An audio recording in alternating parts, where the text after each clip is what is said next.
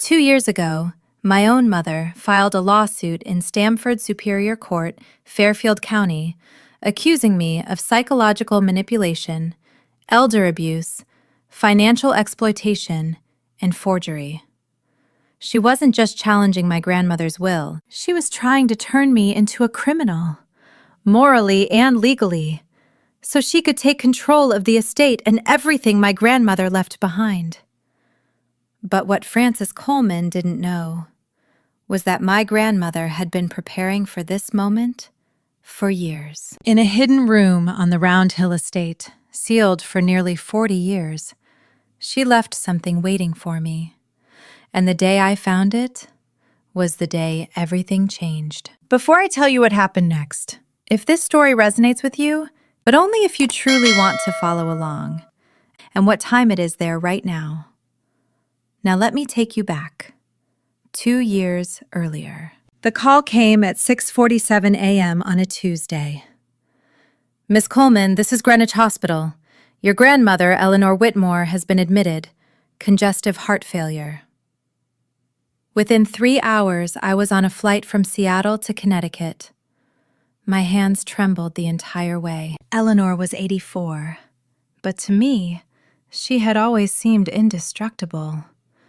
She was the woman who taught me how to plant roses properly, the woman who held me the night I cried myself to sleep at 7 years old, the night my mother walked out.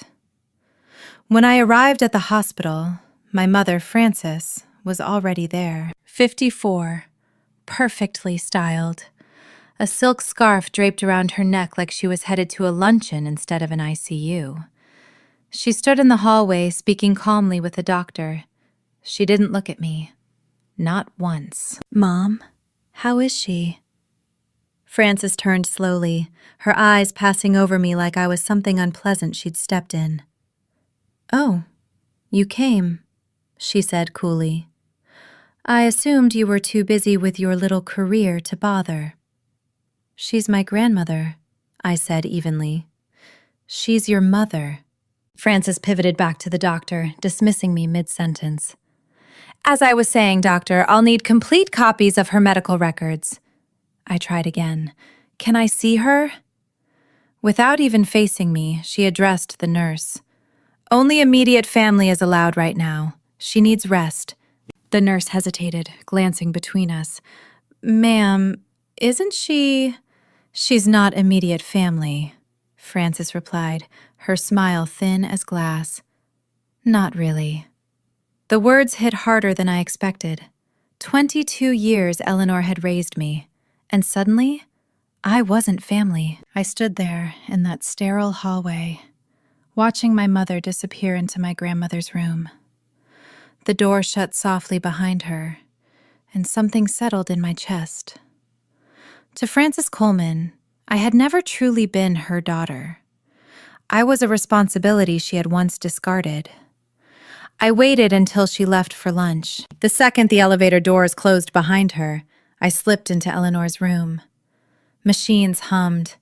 Monitors beeped in steady rhythm. Tubes ran along her fragile arms. She looked small, but when her eyes opened and found mine, they brightened instantly. My girl, she whispered. I took her hand. Her skin felt paper thin, but her grip surprised me with its strength. Of course I came, I said. She studied me carefully. Don't believe what Frances tells you about me. I'm sharper than she thinks. I know, I murmured. Her gaze drifted toward the window. The room, she said softly. Theodore's room. Remember, Hermina, if you ever need answers. My grandfather's study, the one I'd heard stories about but had never actually seen. I don't understand, I whispered. The door opened abruptly. Frances stood there, coffee in hand, her eyes immediately locking onto our joined hands. What are you doing in here? She demanded. I'm visiting my grandmother. She turned to the nurse behind her. You see this? This is exactly what I warned you about. She isolates my mother. This is textbook elder manipulation. The nurse's expression shifted from neutral to wary. I started to speak, but Eleanor squeezed my hand gently. "Stay calm." "I was just leaving," I said quietly. As I passed Frances in the doorway, she leaned in close enough that only I could hear her voice. "I've recorded everything, Hermina," she whispered. "Everything." At the time, her words meant nothing to me, but they would. 3 days later, Eleanor Whitmore passed away quietly in her sleep. I was holding her hand when it happened.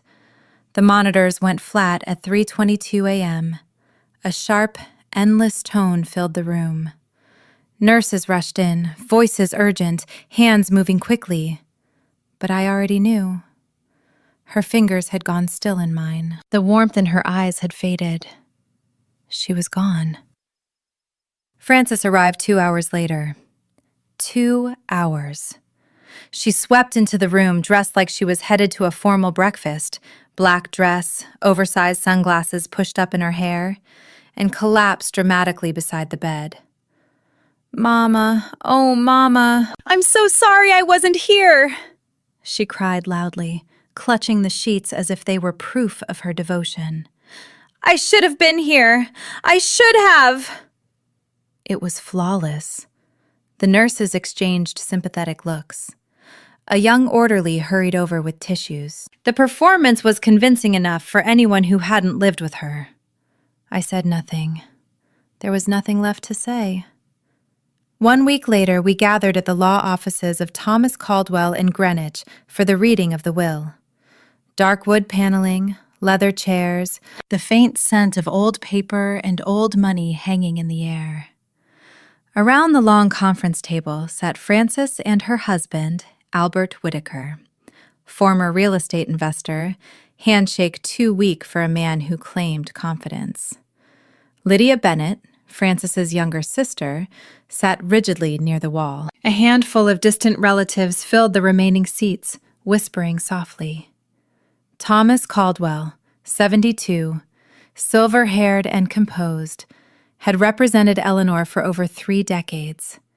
If anyone understood family disputes, it was him. He adjusted his glasses and began. "I, Eleanor Grace Whitmore, being of sound mind and body, do hereby bequeath." The room went still.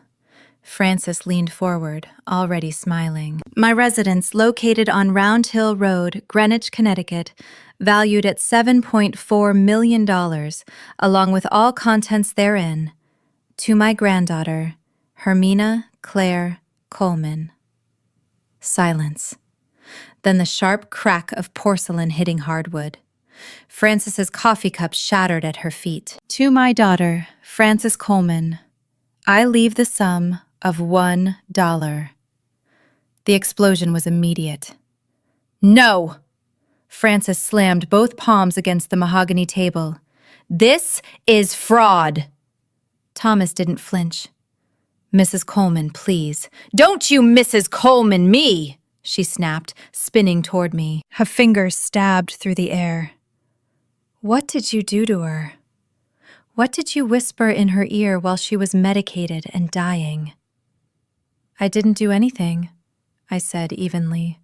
"Liar!" Spit caught in the corner of her mouth. Albert tried to tug her back into her seat, but she shook him off violently. "My mother had dementia. She didn't know what she was signing." Thomas's voice remained steady. "Mrs. Whitmore was evaluated by Dr. Samuel Green. She was fully competent at the time the will was executed." "Oh, really?" Frances laughed, a sharp, brittle sound. "And who paid that doctor? Or did this little gold digger manage to bribe him, too?" Lydia shifted uncomfortably, but kept silent. The distant cousins stared as if watching a live broadcast they hadn't expected to be part of. Frances turned theatrically to the room. "My mother loved me. She would never cut me out." This girl manipulated a senile old woman. "This is elder abuse. This is coercion."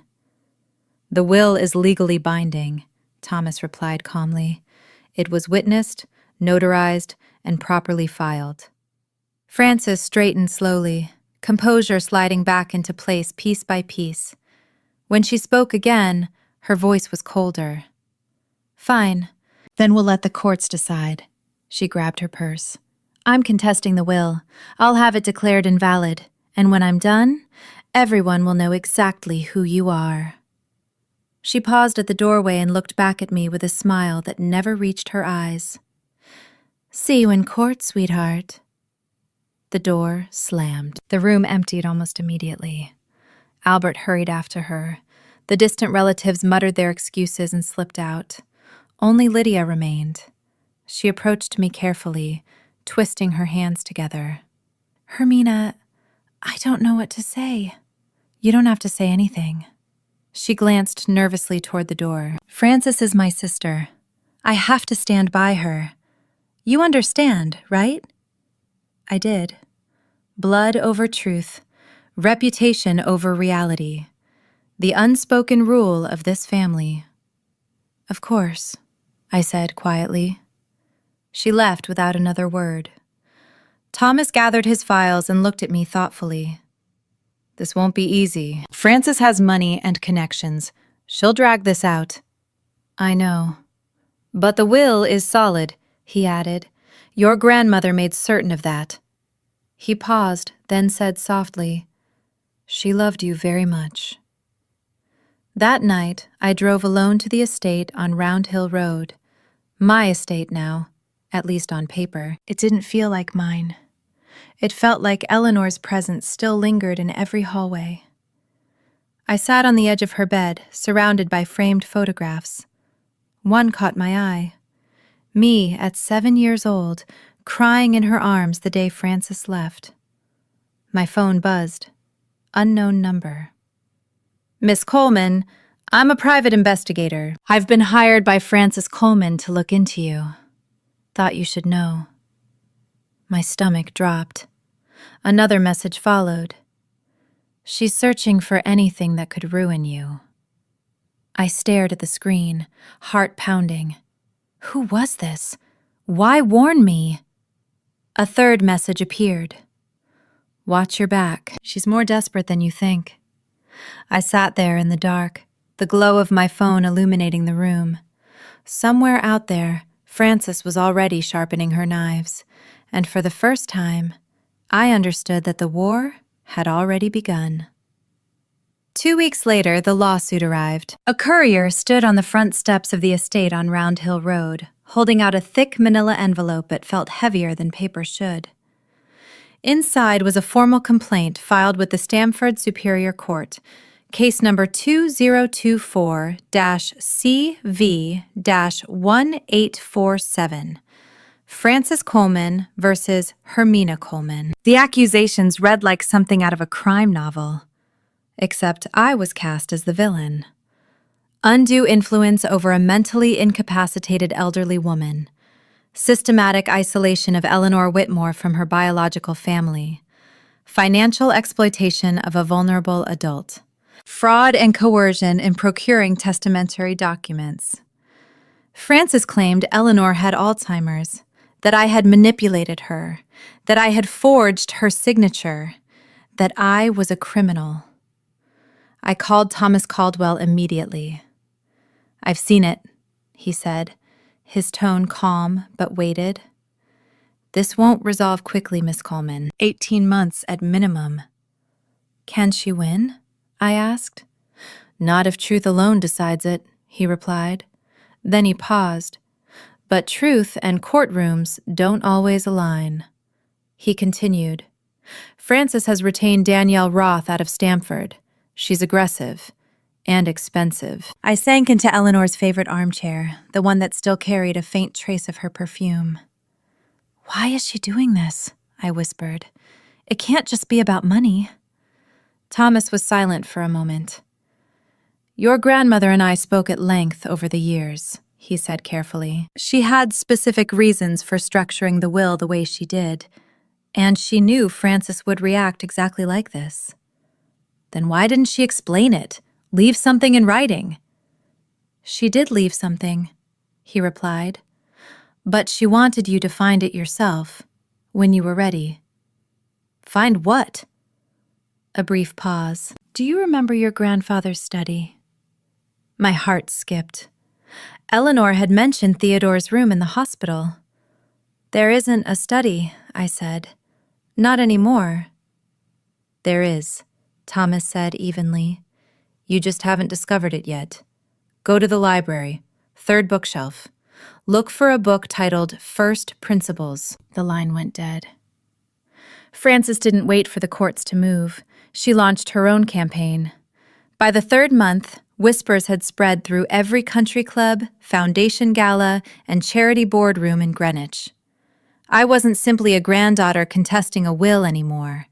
I was a predator, a manipulator, a woman who isolated a frail old philanthropist and stole her fortune.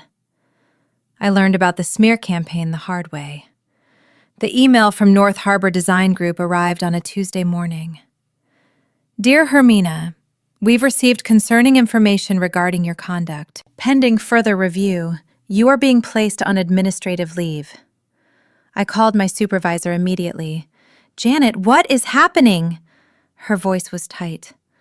Someone contacted HR. They said you have psychological issues, that you're under investigation for financial misconduct. They mentioned the lawsuit. That's my mother, I said. She's lying. I believe you, Janet replied quietly. But the partners are concerned about client perception. I'm sorry. Administrative leave turned into termination. Within a month, I applied to 3 other landscape architecture firms. All 3 rejected me. A former colleague finally told me why.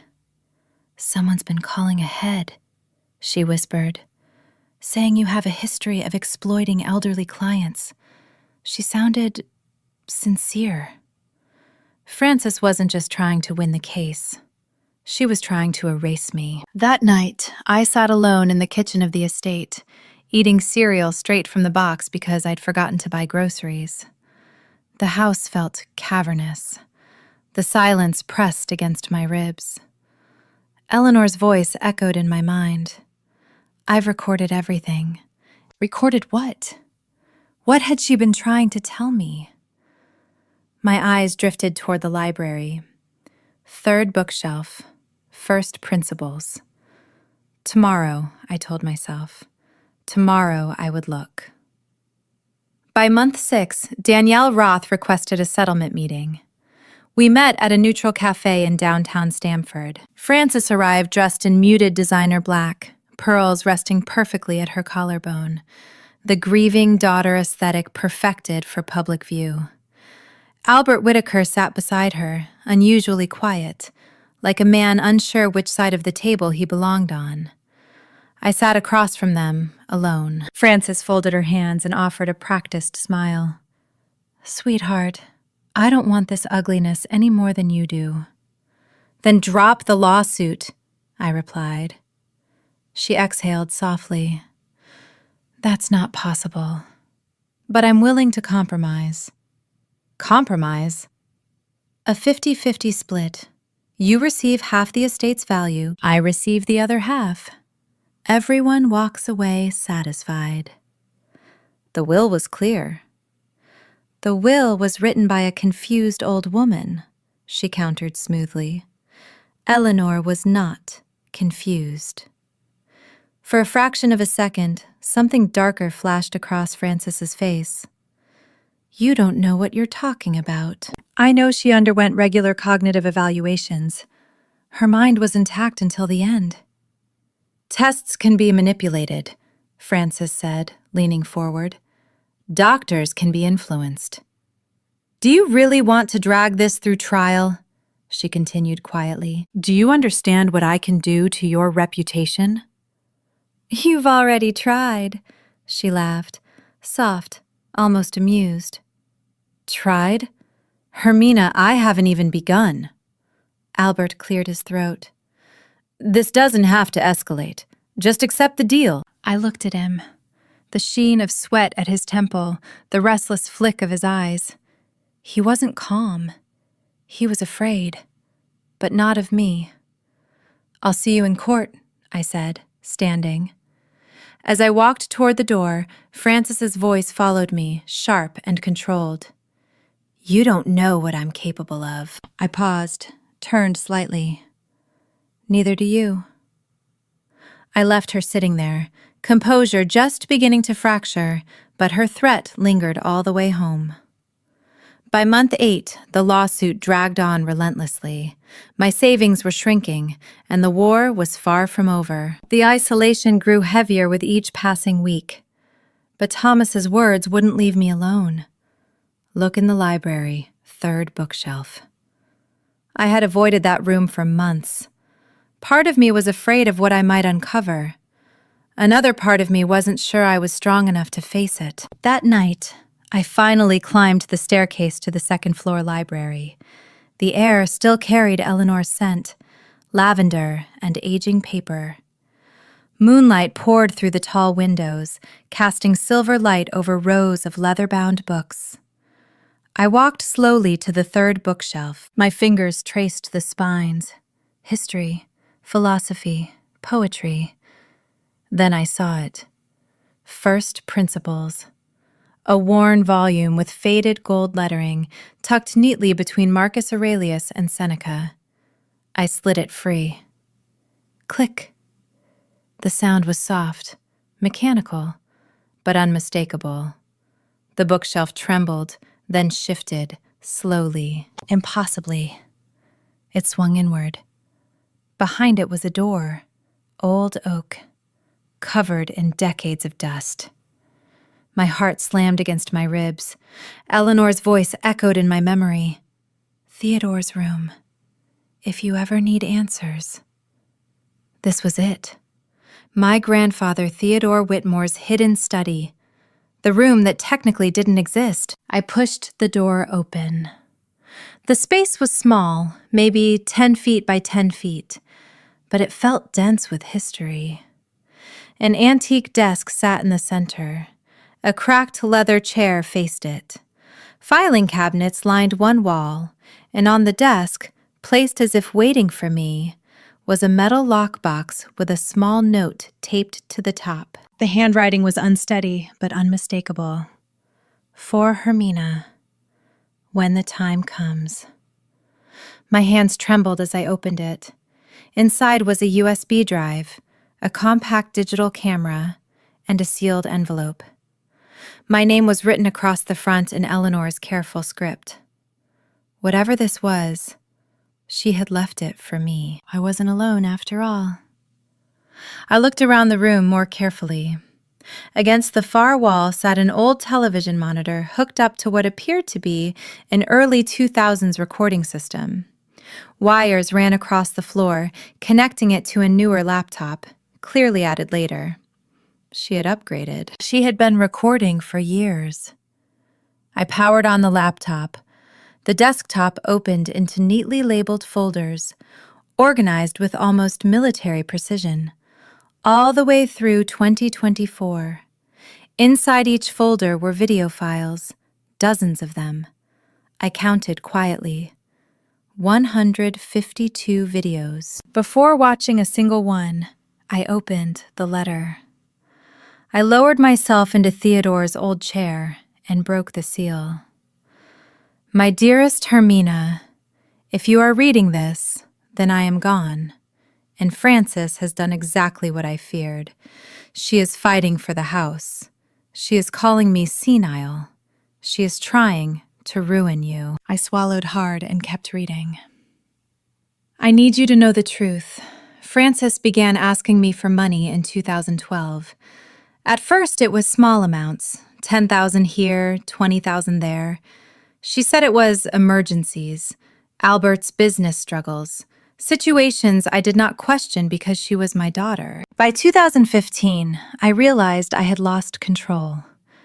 After my hip surgery, while I was still medicated, she had me sign paperwork, power of attorney, access to my accounts. When I attempted to revoke it, she threatened me. She said if I stopped helping her, she would make sure you never came to see me again. She would tell you lies. She would turn you against me. My vision blurred. I was afraid. I stayed quiet. But I was not foolish. I recorded everything. Every visit, every demand, every threat, every forged signature. The USB contains 152 videos. Use them wisely. I love you beyond words. Grandma. I read the letter 3 times. Each time it felt heavier. Tears just kept flowing. 12 years. Francis had been draining Eleanor for 12 years, threatening her, manipulating her, using me as leverage. My hand shook as I inserted the USB drive into the laptop. The thumbnails populated the screen. 152 small rectangles, each labeled and dated. I clicked the first one. January 15th, 2012. The video showed Eleanor's living room, the same one where I had spent most of my childhood. Frances sat across from her, legs crossed, smiling pleasantly. "I just need 10,000, Mama," she said. Albert's car broke down. "That's the 3rd time this year," Eleanor replied gently. "These things happen. You can afford it."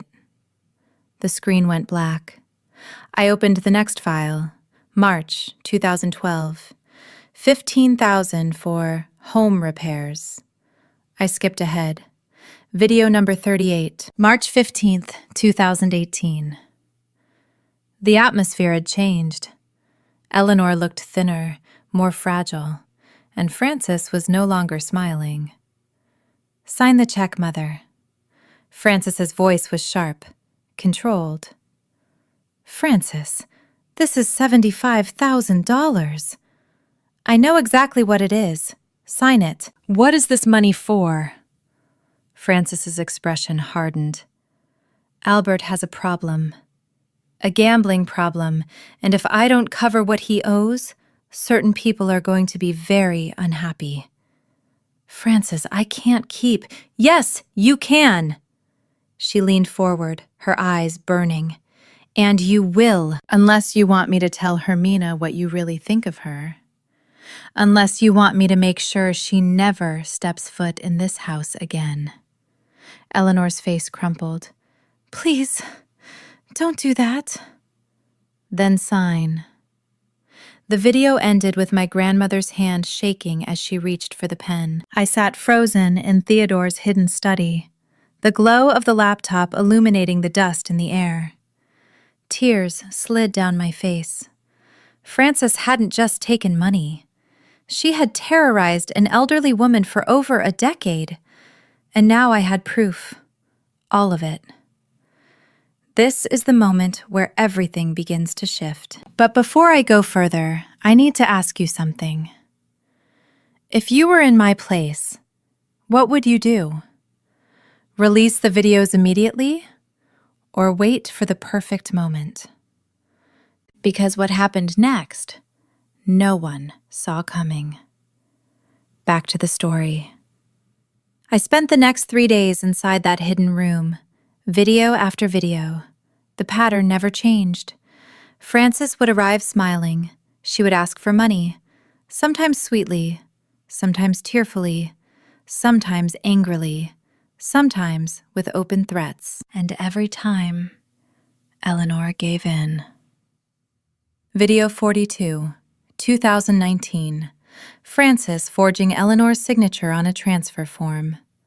"She won't even remember," she muttered towards someone off camera, likely Albert. Video 67, 2021.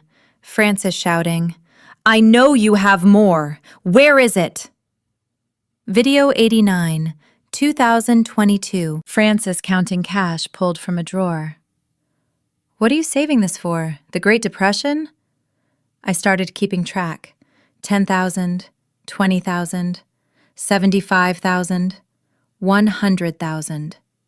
By the time I added everything together, the conservative estimate was staggering. Over $2.35 million stolen, extorted, taken from a woman who loved her daughter too much and feared losing her granddaughter even more. But the most devastating video wasn't the first. It was the last. Video number 152, dated 1 week before Eleanor was admitted to Greenwich Hospital. She was sitting alone in that very room, facing the camera directly. Her eyes were tired, but clear, sharper than I had seen them in years. "If you're watching this, Frances," she began, "then you have done exactly what I expected." She inhaled slowly. "You are contesting my will. You are calling me senile. You are trying to take everything from Hermina." She steadied herself. "I was never senile. I underwent cognitive evaluations every 6 months. Dr. Samuel Green has every record. My mind was intact until the end." Her voice grew firmer. "I left everything to Hermina because she loved me without conditions." A pause. "And you, Frances?" She shook her head, tears catching the light. "You saw me as an account balance." The screen went black. I closed the laptop and sat in the silence. Eleanor had handed me a weapon. Now I had to decide how to use it. But there was one more file. In a separate folder labeled Play Last, I found a video titled For Frances, When She's in the Room. I opened it. Eleanor appeared wearing her favorite blue cardigan, the one I had given her for Christmas years ago. She looked calm, almost peaceful. "Frances," she said softly, "if Hermina is playing this for you, then you are likely sitting in a courtroom or a lawyer's office right now. You've been caught, and you are probably trying to figure out how to explain your way out of it." She leaned closer. "Let me save you the effort. You can't." Her voice remained steady, though her hands trembled slightly. "I have 152 videos documenting every time you took money from me, every threat, every forged signature, every lie. My attorney has copies. My accountant has copies. The evidence is overwhelming." She paused again. "You may claim the videos are fabricated, but they span 12 years. They show you aging. They show this house changing. They show dated newspapers in the background. Any forensic specialist will confirm their authenticity." Her expression softened, just for a moment. "I didn't want this outcome. I gave you countless chances to stop, to change. You chose not to." She sat straighter. "So here is what will happen. You will drop the lawsuit. You will leave Hermina alone. And you will hope she chooses not to pursue criminal charges." Her final words were almost a whisper. "Goodbye, Frances. I hope one day you understand what you have lost." The screen faded to black. I saved that file separately. That one was for the courtroom. By month 12, Frances escalated. She hosted what she called an Elder Abuse Awareness Luncheon at the Greenwich Country Club. 80 guests, local press, and a carefully crafted narrative that painted me as the villain. The irony would have been almost laughable if it hadn't been so grotesque.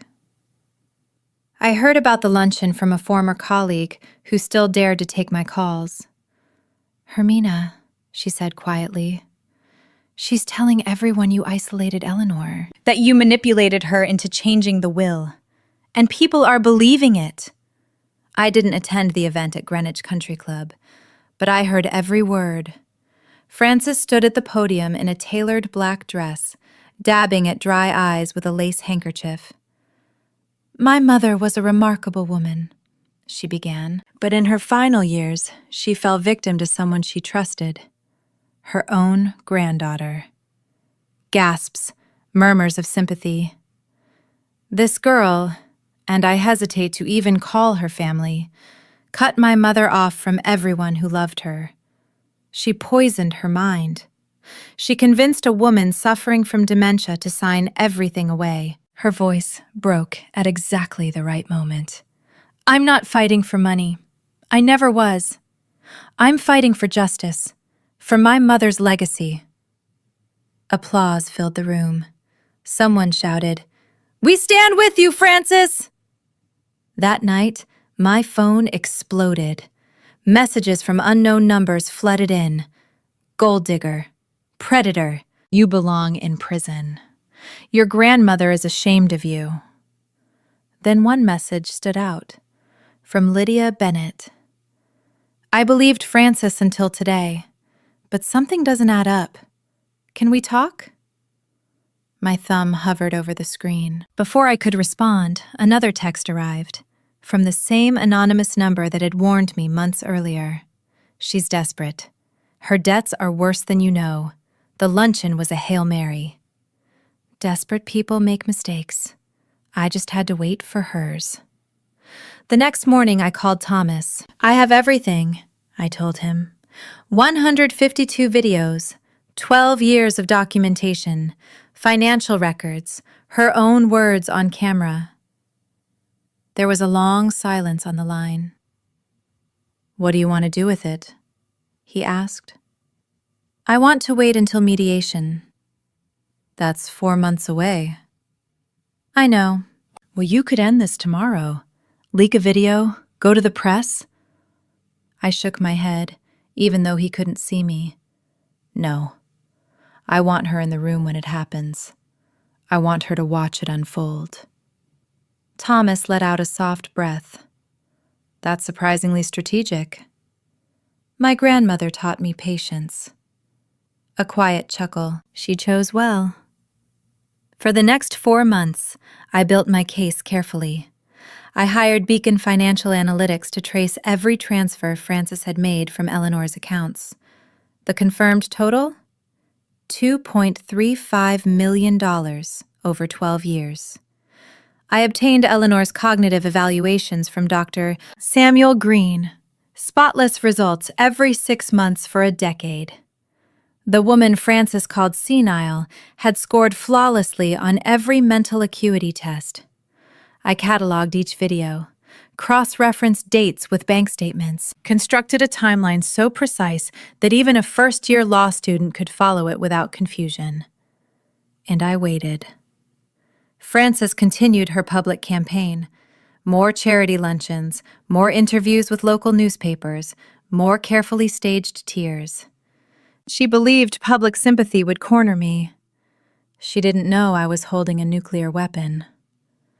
The mediation was scheduled for March 15th, 18 months after the lawsuit began. Both parties required to attend, a final attempt at resolution before trial. Frances would be there. Albert would be there. Lydia agreed to appear as a family witness, and I would finally reveal what Eleanor had left behind. March 15th arrived cold and gray. The mediation took place in a conference room inside Stamford Superior Court. Neutral ground, harsh fluorescent lighting, a long oak table that had likely witnessed generations of family fractures. Thomas and I arrived early. We set up quietly, one laptop, a stack of documentation, and months of preparation sitting in plain sight. At exactly 9 a.m., Frances entered. Black designer suit, gold jewelry, the embodiment of wounded wealth. Albert followed behind her, looking thinner than I remembered, pale, withdrawn, like a man who hadn't been sleeping. Danielle Roth came next. Sharp suit, sharper expression. She had built a reputation on aggressive litigation and had never lost an estate dispute. Lydia slipped in last, taking a seat near the wall. She met my eyes briefly and gave a small, uncertain nod. At the head of the table sat Judge Raymond Keller, the court-appointed mediator. 60 years old, silver hair, known for his no-nonsense approach. "This mediation concerns case 2024CV1847, he began. "We are here to determine whether a settlement can be reached before trial. Each side will have the opportunity to present its position. Danielle rose first. Your Honor, my client has endured 18 months of emotional trauma. Her mother's final wishes were manipulated by a granddaughter who took advantage of a vulnerable, mentally diminished woman. Danielle Roth's voice was smooth and controlled. Frances dabbed at her eyes right on cue. We intend to demonstrate, Danielle continued, that Eleanor Whitmore lacked testamentary capacity, that Hermina Coleman exercised undue influence, and that this will must be declared null and void. She sat down. Judge Raymond Keller turned his attention to me. Miss Coleman, your response? I glanced at Thomas. He gave me a small nod. Your Honor, I said quietly, we have evidence that tells a very different story. Danielle rose again before I could continue. With the court's permission, she said smoothly, my client would like to address the room directly. Mrs. Coleman has important testimony regarding her mother's final months. Judge Keller nodded. Proceed.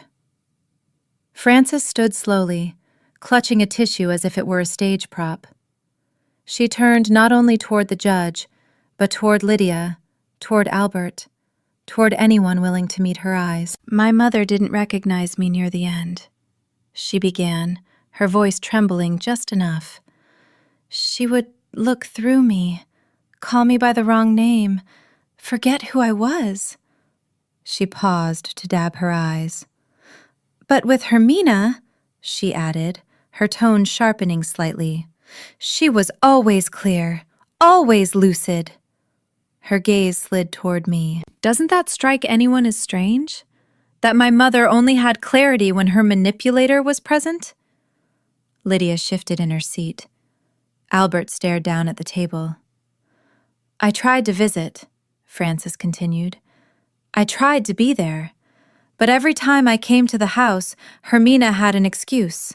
She's resting. She's not feeling well. Maybe tomorrow.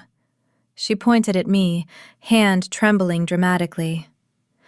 My mother died believing I abandoned her, because this woman planted that idea in her mind. She isolated her. She turned her against her own daughter. Frances sat back down and buried her face in the tissue. Danielle looked satisfied. Your Honor, we have sworn statements from Mrs. Coleman's associates attesting to Mrs. Whitmore's declining mental condition. We believe this pattern of isolation constitutes elder abuse. Judge Keller made a brief note. Miss Coleman, you may respond. I stood. My grandmother was not senile, I said calmly. She was not manipulated, and she was not isolated. I placed my hand on the laptop in front of me. She was documenting everything. Frances's head snapped up. What? Thomas connected the laptop to the room's display screen. The large monitor flickered to life. Your Honor, I said, my grandmother left behind video evidence. 152 recordings spanning 12 years. I'd like to begin with the final video she made, 1 week before her death. Danielle rose halfway out of her seat. Your Honor, we have not received prior disclosure of the evidence was discovered in a concealed room within the estate, Thomas said evenly. My client only recently gained access. All materials will be provided in full to opposing counsel. Judge Keller considered for a moment. I'll allow it. Play the video. I clicked. Eleanor appeared on the screen, seated in Theodore's hidden study, wearing her blue cardigan. Her posture was steady, her eyes sharp. Frances went rigid. If you're watching this, Frances, Eleanor's recorded voice filled the room, then you have done exactly what I predicted. A whisper escaped Frances's lips. No. You have contested my will. You have called me senile. You have tried to take everything from Hermina. The room fell completely silent. Lydia's hand rose to cover her mouth. Albert's face drained of color. I was never senile, Eleanor continued. I underwent cognitive testing every 6 months. Dr. Samuel Green has all the documentation. My mind was intact until the very end. Her expression hardened. I recorded everything, Francis. Every demand for money, every threat, every forged signature. 152 videos over 12 years. Frances shot to her feet. Turn that off! This is fabricated! Sit down, Mrs. Coleman, Judge Keller said sharply. Eleanor's voice continued over Frances's protests. You will withdraw this lawsuit. You will leave Hermina alone, and you will pray that she chooses not to pursue criminal charges. The screen went dark. Frances stood frozen, her composure shattered. Your Honor, Thomas said calmly, with permission, I'd like to present one additional video from the archive, dated March 15th, 2018. Judge Keller nodded. Proceed. The screen lit up again. Eleanor's living room, Frances leaning forward, her face tight with impatience. Sign the check, Mother. Frances, this is $75,000. I know what it is. Sign it. The entire room watched as Frances threatened her own mother. Watched as she invoked my name like leverage. Watched as Eleanor's hand trembled toward the pen. When the video ended, no one spoke. Lydia rose slowly from her seat, her face pale. Frances, her voice cracked. What did you do? Frances spun toward her. Lydia, it's out of context. Out of context? Lydia's voice rose. You were threatening her. You were using Hermina as leverage. Albert was in trouble. I had no choice. Albert shot to his feet. Don't drag me into this. Into this? Frances rounded on him. This is because of you. Your gambling. Your debts. My fault? His voice cracked. I didn't know you were taking that much. 2.3 million, Frances. 2.3 million. The room exploded, Frances shouting, Albert backing toward the door, Danielle trying to regain control, Lydia openly crying. Judge Keller slammed his palm on the table. Enough! Silence fell instantly. He looked at Frances, his expression hard. Mrs. Coleman, I strongly advise you to consult with your attorney. This mediation is in recess for 15 minutes. Frances collapsed back into her chair. I said nothing. I watched. I remembered every rumor she'd spread, every job I'd lost, every night I'd lain awake staring at the ceiling. Eleanor had been right. The truth doesn't need to scream. It only needs to be heard. Now I know you're wondering what Frances did next, but before I tell you, I want your honest opinion. Do you think she deserved forgiveness?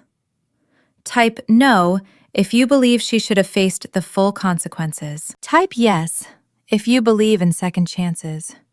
And make sure your notifications are on, because the ending of this story isn't what most people expect.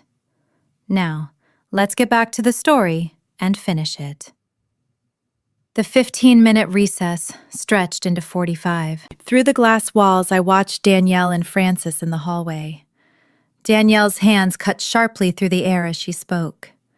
Frances's shoulders sagged lower with every passing second. Albert was gone.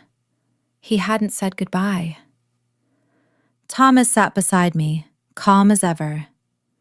She's calculating, he murmured, trying to determine whether there's any angle left. Is there? Not with those recordings.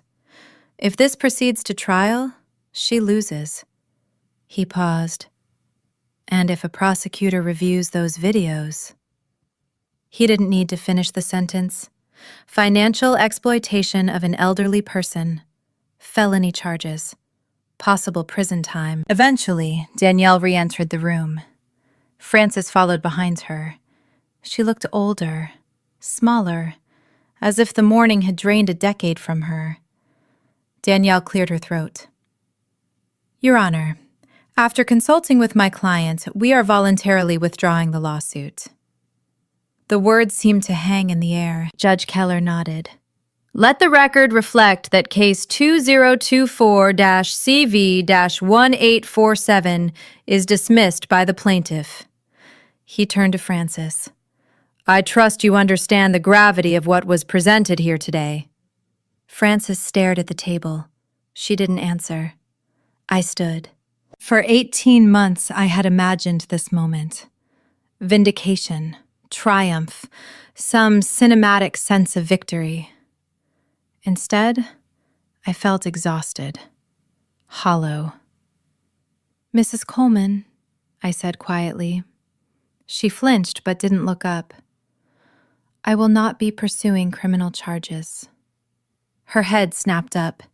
Danielle's brows lifted. Not because you deserve mercy, I continued evenly, but because my grandmother didn't raise me to destroy people. She raised me to protect myself, not to seek revenge. Frances opened her mouth. No words came out. I turned and walked out of the room. The courthouse hallway felt different somehow. The fluorescent lights seemed softer. The weight I had carried for 18 months lifted from my shoulders inch by inch. Thomas caught up with me near the elevator. That was generous, he said quietly. More than she earned. It wasn't for her, I replied. It was for me. He studied me for a moment. Eleanor would be proud. Lydia stepped out from around the corner. Her eyes were red, mascara smudged.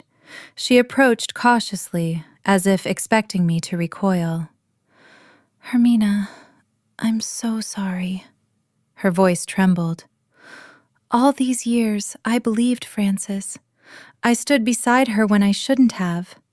She couldn't finish. Part of me wanted to walk away, to let her sit with every cold glance, every whispered doubt, every time she chose loyalty over truth. But I thought of Eleanor, her patience, her quiet strength. You didn't know, I said finally. Frances fooled all of us. That doesn't excuse me, Lydia whispered. No, I agreed gently. It doesn't. I met her eyes. But I've seen what bitterness does. I watched it consume Frances. I don't want that for myself. Her face crumpled. Is there any chance, she asked hesitantly, that we could start over? I exhaled slowly. I don't know, I said honestly. Maybe, I said, but it's going to take time. Lydia nodded quickly. Time, of course, whatever you need. I stepped into the elevator. She didn't follow. As the doors began to close, I caught one last glimpse of Frances in the hallway. Danielle was speaking to her, but Frances wasn't listening. She was staring at me. For just a second, I thought I saw something flicker in her eyes. Regret. Shame. Or maybe just anger at being exposed. The doors slid shut before I could decide. It didn't matter anymore. The fallout came fast. Within a week of the mediation, word had spread through Greenwich's social circles. No one needed to leak the recordings. The people in that room talked, and that was enough. Frances quietly resigned from the boards of the Greenwich Women's Foundation and the Children's Health Alliance. Both organizations released polite statements about transitioning leadership. Everyone knew what that meant. Her membership at the Greenwich Country Club was under review. Translation, don't come back. The same friends who had applauded her at the luncheon stopped returning her calls. Invitations vanished. The local reporter who had once praised her elder advocacy published a very different follow-up story. And Albert filed for divorce 3 weeks later. The paperwork cited irreconcilable differences, but through his attorney, the real reason surfaced. He was distancing himself from any potential criminal exposure. He claimed he never knew the full extent of the financial manipulation. I didn't entirely believe him. But I didn't care enough to argue. Thomas called every few days with updates. "Francis is trying to liquidate property," he said one afternoon. "Creditors appear to be circling." "What creditors?" "Albert's gambling debts. It seems she was covering them with Eleanor's money. Now that source has disappeared." I stood in the garden as he spoke, watching early spring flowers push through dark soil. Francis had spent years building a life on borrowed money and deception. Now the structure was collapsing. "Should I feel sorry for her?" I asked. Thomas was quiet. "That's not a legal question, Miss Coleman." No, it wasn't. But standing there among the roses Eleanor had planted decades ago, I realized something. I didn't feel sorry. I felt free. A month after the mediation, I returned to Theodore's hidden study. There were still cabinets of documents I hadn't examined. Photo albums, letters, receipts meticulously filed. Eleanor had kept everything. While sorting through a drawer, I found another folder. It was labeled simply, "About Francis, the Truth." Inside was a single video file. I hesitated. Part of me felt like I had uncovered enough. Another part knew there was more. I pressed play. Eleanor appeared on screen, older than in the previous recordings. This was recent, perhaps only months before she passed. "Hermina," she began softly, "there is something I never told you about why Francis left." My breath caught. "You were 7 years old. Francis had met Albert. He seemed successful at the time, and he did not want to raise another man's child. I thought I knew that story, but I didn't." "That wasn't the real reason," Eleanor continued, her voice trembling. "The truth is, Frances told me you ruined her life. She said that if she hadn't become pregnant at 25, she could have been someone, done something greater." The words felt like blows to the chest. "She wanted to leave you with me," Eleanor said, "but she demanded compensation." A bitter laugh escaped her. "My own daughter asked me to pay her to give up her child." My lungs felt tight. "I agreed," she whispered. "I paid her $65,000, and I promised I would never tell you." Tears streamed down her face. "But you deserve the truth, Hermina. She didn't just abandon you. She sold you." The screen went dark. I sat in that hidden room for a long time, the air thick and unmoving. My mother hadn't simply walked away. She had assigned me a price, and Eleanor had paid it to keep me. 2 weeks later, Lydia came to visit. I was in the garden, Eleanor's garden, pulling weeds from the rose beds. The sun was warm, and for the first time in nearly 2 years, I felt something close to peace. Lydia's car rolled slowly into the driveway. She stepped out, holding a small box against her chest. "Hermina, do you have a minute?" I brushed the soil from my hands and stood. "Of course." We sat together on the patio, glasses of iced tea sweating in the afternoon heat. Lydia kept touching the box in her lap, as though it might disappear if she let go. "There's something I need to tell you," she said finally. "Something I should have told you years ago."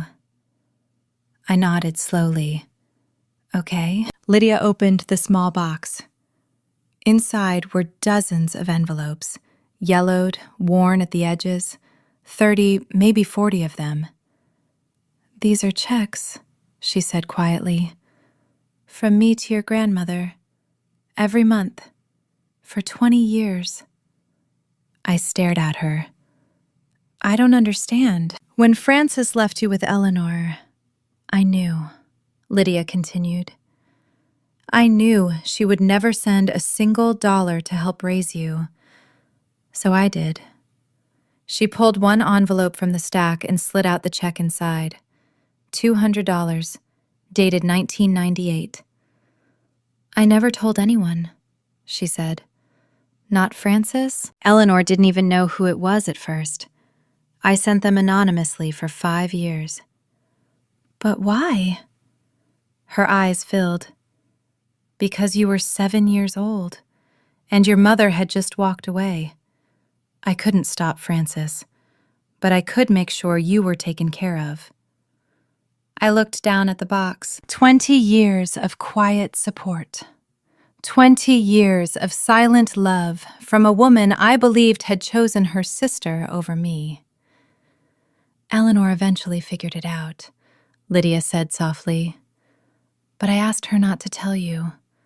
I didn't want Francis to know. Sometimes, family surprises you. 3 months after the mediation, another envelope arrived. Plain white, no return address. But I recognized the handwriting instantly. The same looping script that used to sign birthday cards back when she still pretended. I opened it at the kitchen counter. Hermina, I know I don't deserve to write to you, but I have no one else. Albert left. My friends won't answer my calls. Lydia hasn't spoken to me in weeks. I'm not writing to excuse what I did. I know I hurt you. I know I hurt Mama. But I am still your mother. Doesn't that count for something? I just want to talk, to explain, to make this right if that's even possible. Please, Hermina, I have nothing left. I only have you. Francis. I read it 3 times. Then I sat at Eleanor's writing desk and began my reply. Francis, I received your letter. I've thought carefully about what to say. You're right about one thing. You hurt both me and Eleanor in ways that cannot be undone. But you're wrong about something else. You are not my mother in any way that matters. You surrendered that title 22 years ago when you accepted $65,000 in exchange for leaving me behind. Yes, I know about that now. I don't hate you. Hate takes energy, and I've spent enough of mine already. But I don't have anything left to give you either. Please do not contact me again. Hermina.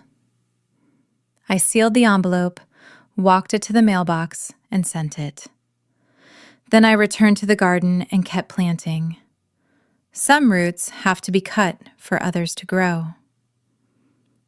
6 months later, Eleanor's garden opened its gates. I named it after her middle name, the one she once told me she loved most. The eastern wing of the estate became a community center. The grounds transformed into a teaching garden. Every Saturday morning, children from underserved neighborhoods in Stamford came to learn about soil, sunlight, and patience, about how things grow. Lydia stood beside me at the ribbon-cutting ceremony. At first, she had visited hesitantly, then more often. We weren't the same as before, but we were building something honest. That afternoon, I watched a group of 8-year-olds argue over who got to water the tomatoes. Their laughter bounced off the old brick walls. My phone buzzed. An email from North Harbor Design Group. We'd like to discuss bringing you back. Senior role. You choose your projects. I smiled and typed back, "Thank you, but I've already found my project." Later that evening, I stood in the main hall before Eleanor's portrait. Oil and canvas, 60 years old, steady gaze. "I understand now," I whispered. "You didn't leave me a house. You left me a beginning." I stood there thinking about everything Eleanor had endured. The stolen money, the threats, the humiliation of being treated like nothing more than an account balance.